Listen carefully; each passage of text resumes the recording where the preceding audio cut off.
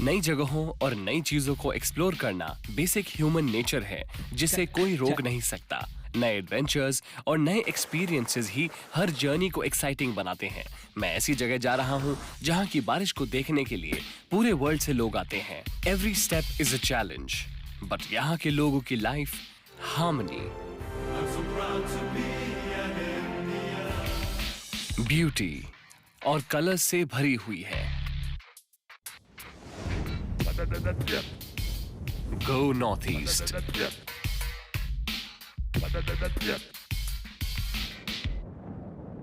ये है मेघालय। इंडिया में सबसे ज्यादा बारिश यहीं पर होती है।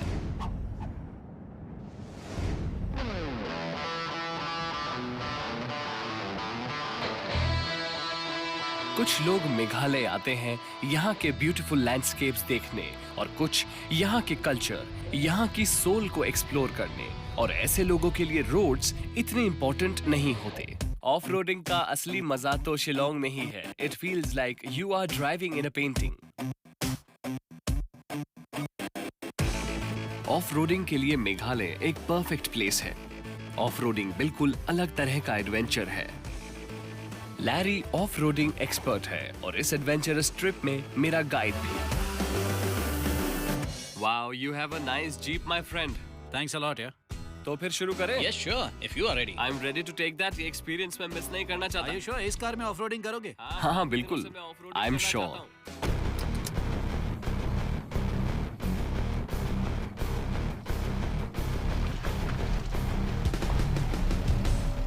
वैसे मैंने पहले कुछ बेसिक ऑफ रोडिंग की है, but I want to know कि अगर इसे प्रोफेशनली करना हो तो मुझे कौन कौन सी टेक्निकल चीजें माइंड में रखनी पड़ेंगी।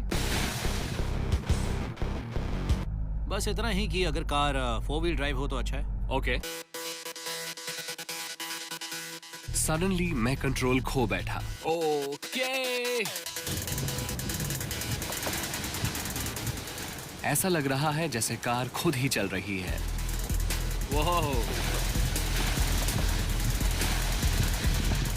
अगर कहीं कीचड़ हो ना तो तेज चलाओ, full speed. Okay okay.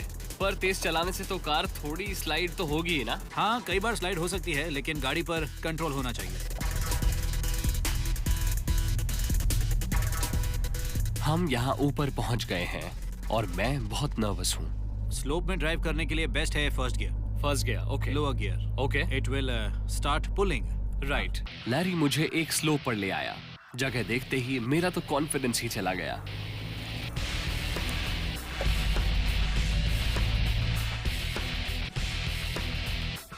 Wow, ऐसा लग रहा है कि ये कार नहीं बोट है। हाँ, feels like we are floating. या।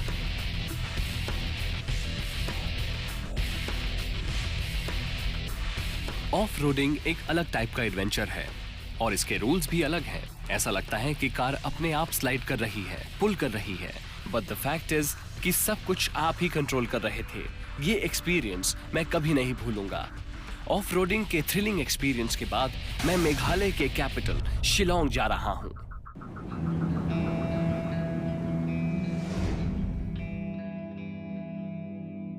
Shillong is known for its love for music और इसकी वजह है यहाँ का musical band Shillong chamber choir. ये बैंड क्लासिकल ऑर्केस्ट्रा के साथ साथ बॉलीवुड सॉन्ग्स पर भी परफॉर्म करता है। मुझे इनका प्रैक्टिस सेशन देखने का मौका मिला।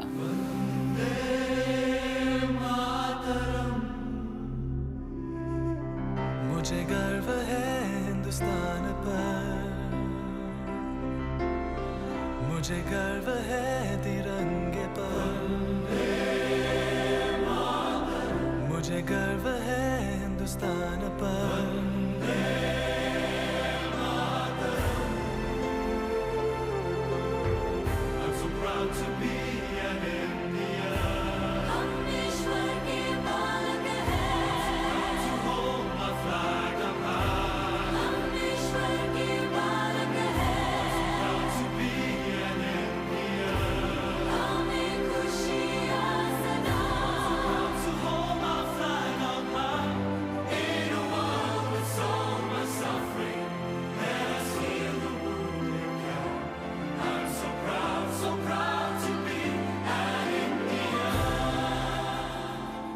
15 साल पहले नील नॉन्केंड्री ने ये क्वायर स्टार्ट किया था।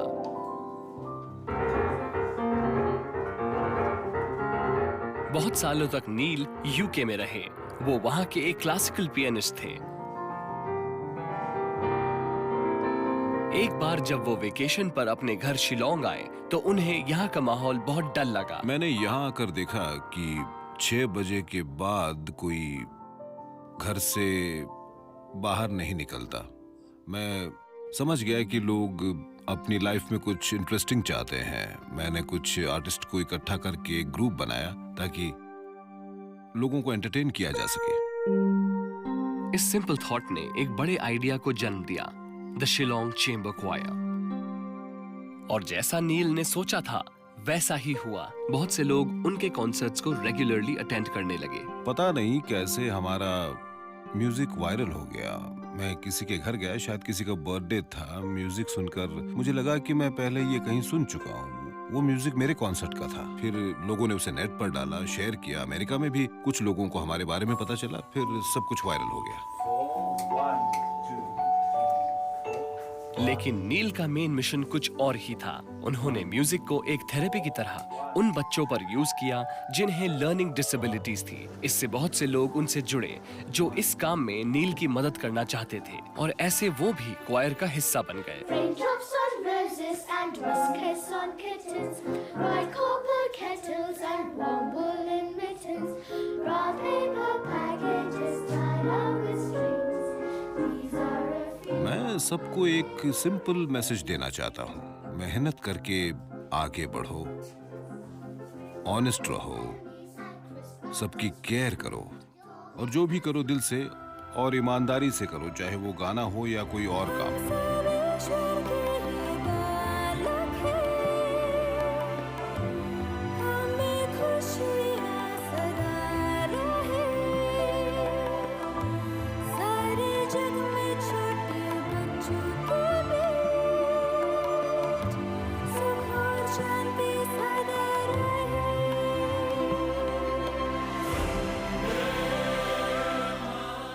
ये सब एक फैमिली की तरह है और इनका पैशन इनके म्यूजिक में बिल्कुल साफ साफ रिफ्लेक्ट होता है।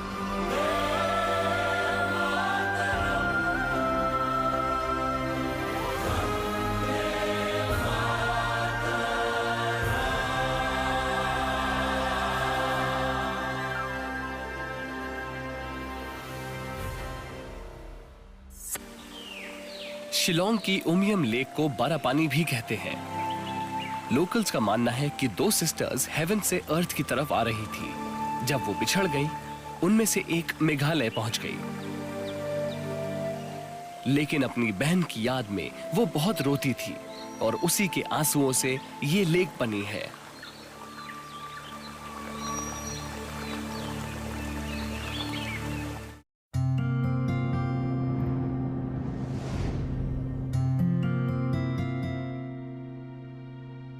इंसान अकेला नहीं रह सकता। साथ में रहने की चाह से पहले ही हमने अलग अलग कास्ट्स, ट्राइब्स और फिर विलेजेस, टाउन्स और सिटीज बनाए।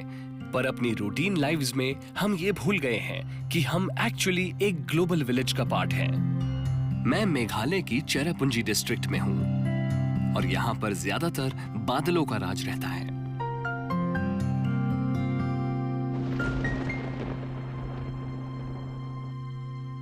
मॉलन लॉन्ग कहने को तो यहाँ का एक छोटा सा गांव है, पर एक चीज इसे सबसे स्पेशल बनाती है। यहाँ के लोग पूरे गांव की साफ सफाई खुद करते हैं, तभी तो इन्हें क्लीनेस्ट विलेज ऑफ एशिया का टाइटल मिला है।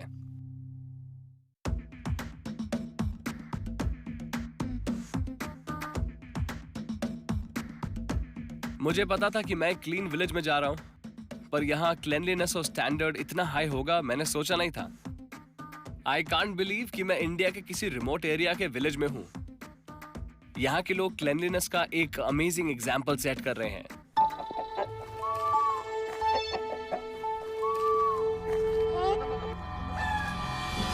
लोग ये समझ गए हैं कि अगर गांव को साफ सुथरा रखना है तो उन्हें अपने पालतू जानवरों को बांधकर या पेंस में रखना पड़ेगा। मैं इसी गांव के स्कूल टीचर लामफ्रांग कोंगथोरैम से मिला। इस गांव में 92 फैमिलीज रहती हैं।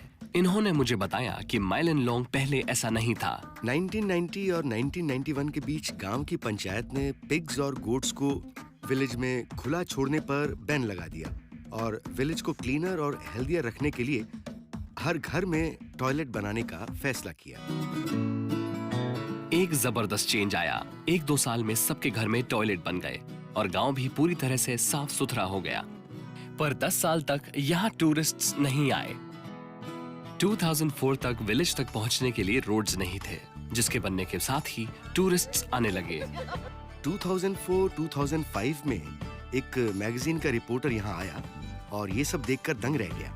उसने पूरे गांव का एक एक कोना घूम के देखा, यहाँ तक कि उसने गांव के बाहरी एरिया में भी जाकर देखा, पर उससे हर जगह साफ सुथरी नजर आई। सभी घरों में टॉयलेट्स थे।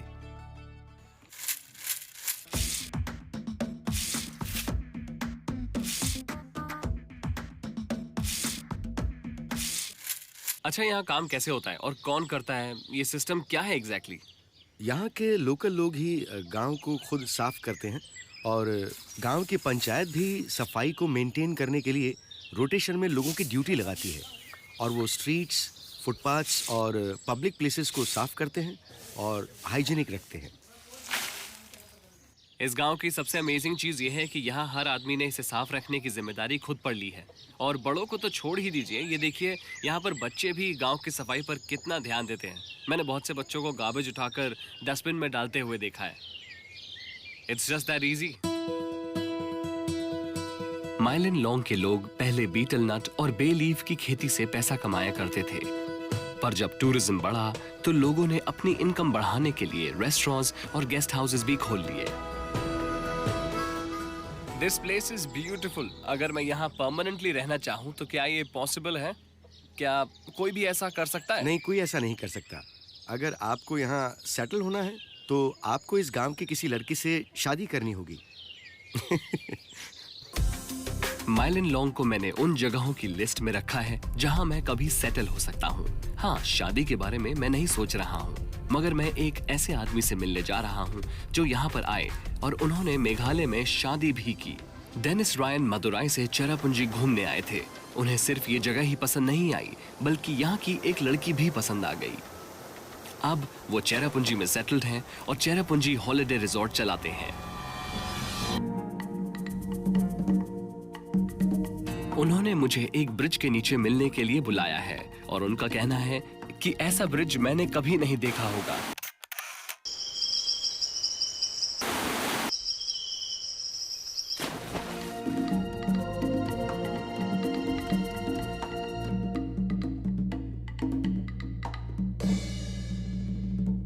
इस ब्रिज को देखकर मैं बस यही सोचने लगा कि ये किसने, कैसे, कब और क्यों बनाया होगा। इंडिया में ऐसे बहुत से जीनियसेस हैं जिनके बारे में हम जानते भी नहीं।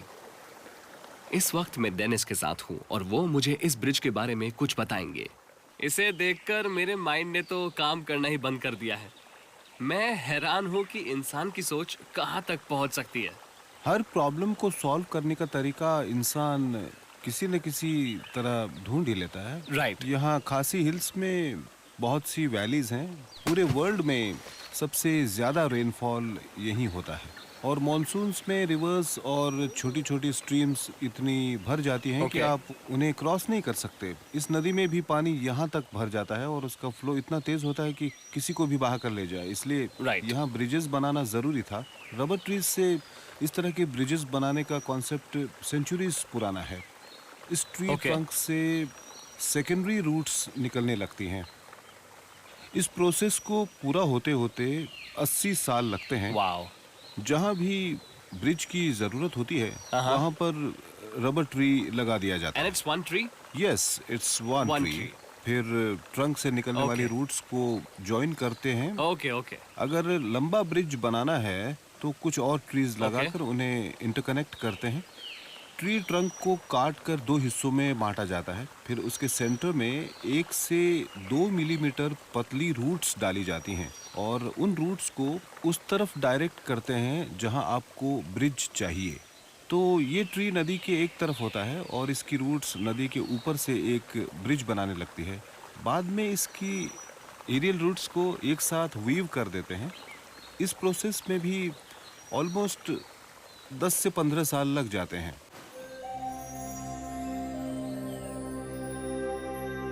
ट्री को पूरी तरह से तैयार होने में 80 इयर्स और 15 इयर्स ब्रिज बनाने में। देखा जाए तो बहुत टाइम लग जाता है इस ब्रिज के बनने में, पर यह ब्रिज हर साल मजबूत होता जाता है और 500 इयर्स तक आसानी से चल सकता है। इसीलिए इसे लिविंग रूट ब्रिज कहा जाता है।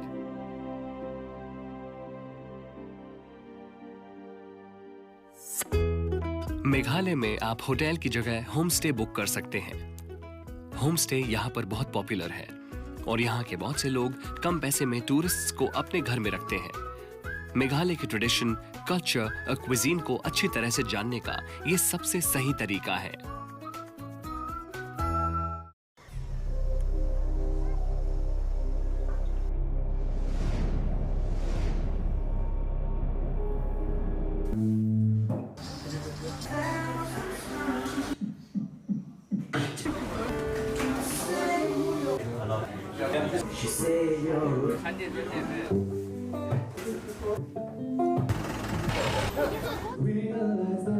मेघालय में मुझे हर कदम पर एक नया एडवेंचर मिला है।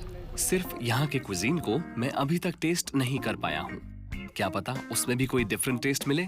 मैंने सुना है कि मेघालयन क्विजीन सबसे अलग है और आपके टेस्ट बड्स को पूरी तरह से जगा देता है। अब तो टेस्ट करना ही पड़ेगा एंड आई कांट वेट। अपने इस खाने के पैशन के बारे में मुझे बहुत लेट समझ आया।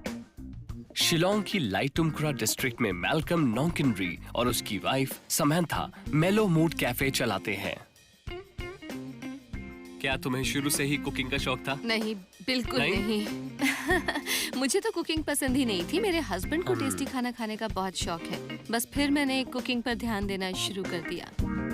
ये restaurant coffee, board games, open mic nights और बुक रीडिंग्स के लिए लोकल्स में बहुत पॉपुलर है। आज यहाँ पर मैं स्पेशल खासी फूड टेस्ट करूंगा। खासी मेघालय की मेन ट्राइब है और आज मैं उनका ट्रेडिशनल मील खाने वाला हूँ। ये है तुंगताप। दिस इज तुंगताप एक तरह की तुंगताप। चटनी है। चटनी, तुंगताप स्वीट चटनी। नहीं, बहुत स्पाइसी है। वो ट्राई करो। तुंगताप स्पाइसी चटनी है जिसे dry fish, chillies, ginger, garlic और सॉल्ट से बनाया जाता है और इसके स्पाइसी टेस्ट को कम करने के लिए है ब्लैंड पाशोर। ये बनाना फ्लावर को बेक करके बनाया जाता है। अच्छा बताओ, पशौर के ऊपर ड्रेसिंग की हुई है, इसका टेस्ट बिल्कुल अलग है। यहाँ के गांव में इसे बेक करने के लिए सीधे चूल्हे में डाल देते हैं, पर मैंने इसे फॉयल में रैप करके ओवन में डाल दिया था ताकि इसका इनर पोर्शन सॉफ्ट हो जाए। फिर इसे छोटा छोटा काट के इसमें अनियन और जिंजर मिलाया जाता है, लेकिन मैंने इसमें थोड़ा सा इंग्लिश मस्टर्ड भी डाला है। हाँ, जिंजर का तो टेस्ट पता लग रहा है। ये जाडो है। राइस को पिग ब्लड में बनाया गया है। ये लोकल्स की बहुत फेवरेट डिश है। इसके इंग्रेडिएंट्स सुनकर मेरा तो खाने का मन ही नहीं कर रहा था, पर मुझे पता लगा कि पिग ब्लड जाडो बनाने में यूज होने वाले बहुत से इंग्रेडिएंट्स का एक छोटा सा पार्ट है। ये टेस्टी तो है, कुछ कुछ रिजोटो की तरह लग रहा है। खासी फूड में मस्टर्ड बहुत यूज होता है। जाडो के लिए onions, ginger, bay leaf, turmeric, salt और पेपर को एनिमल फैट और मस्टर्ड ऑयल में सॉटे किया जाता है। एनिमल ब्लड और राइस को अलग से मिक्स किया जाता है और फिर उसे पॉट में बाकी इंग्रेडिएंट्स के साथ डाला जाता है। इस डिश के सारे इंग्रेडिएंट्स स्पेशल हैं, नहीं तो ये ऑर्डिनरी पुलाव की तरह ही होता। एनिमल ब्लड यूज करने से टेस्ट भी आता है और अरोमा भी। ये डॉजम है। इसे पिग्स के इंटरनल ऑर्गन से बनाते हैं, जैसे हार्ट, लिवर और गिजर। इसे ब्लैक सेसमी सीड्स के साथ बनाते हैं। और ये है पुथारो। पुथारो? हाँ, इसे राइस को ग्राइंड करके बनाया जाता है। ये पराठे की तरह है। अप्पम्स। अप्पम्स, मुझे तो ये हाँ, अप्पम हाँ। लग रहा है। टेबल पर यही एक डिश है जिसे मैं जानता हूँ, बाकी सब कुछ मेरे लिए नया है। मुझे इन डिशेस का नाम याद नहीं है। मैं दोबारा नाम तुमसे याद इनका नाम रहे न रहे, पूछूंगा। तुम टेस्ट नहीं भूलोगे। ठीक कहा समंथा ने। मुझे नहीं लगता कि मैं खासी फूड के टेस्ट को कभी भूल पाऊंगा। मजा आ गया खाने का। मुझे यहाँ के खाने में एक बिल्कुल नया टेस्ट मिला है और मुझे लगता है कि अब मैं खासी कल्चर को थोड़ा थोड़ा समझने भी लगा हूँ।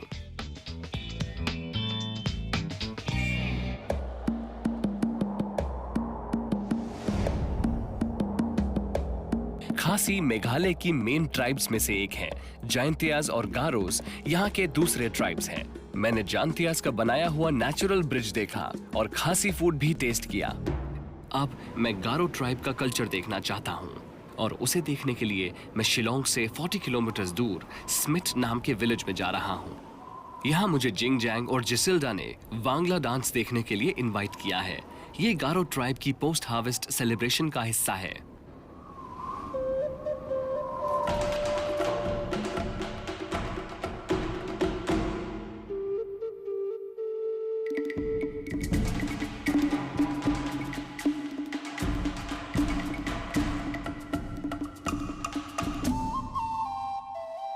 इस डांस के थ्रू हम अपनी डेली लाइव्स को रिफ्लेक्ट करते हैं।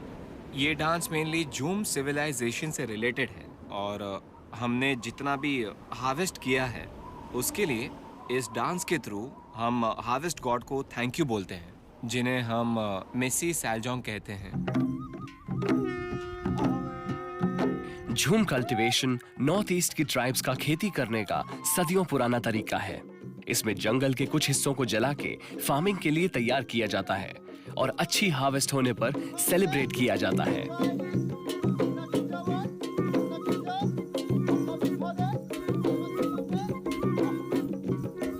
लगता है ये मेल डांसर पूरे ग्रुप को हेड कर रहा है क्योंकि सभी उसके स्टेप्स को फॉलो कर रहे हैं। ये वॉरियर है, विलेज का सबसे स्ट्रांग आदमी, और यही है जो विलेज के सारे लोगों को प्रोटेक्ट करता है।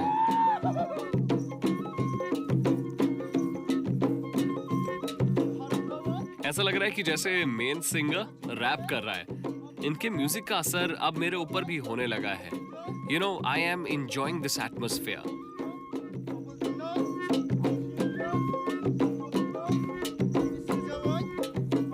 हर तरफ पॉजिटिव एनर्जी है। मैं भी बीट्स एंजॉय करने लगा। सब कुछ परफेक्ट है, रिदम, स्टेप्स और कॉस्ट्यूम्स भी।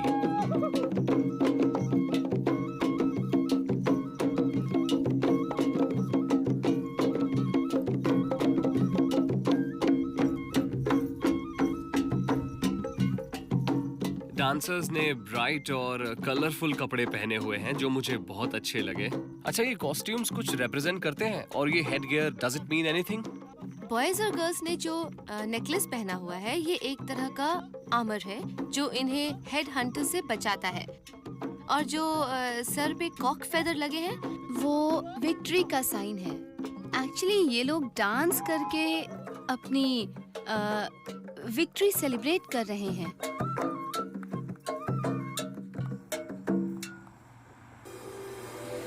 हम कई बार नेचर से लड़ने की कोशिश करते हैं, पर मेघालय के लोग नेचर के साथ घुल मिलकर रहते हैं। उसके हर चैलेंज को खुशी से फेस करते हैं और हर एडवेंचर एंजॉय करते हैं। इन्हें जब भी मौका मिलता है तो ये म्यूजिक और डांस में डूब जाते हैं।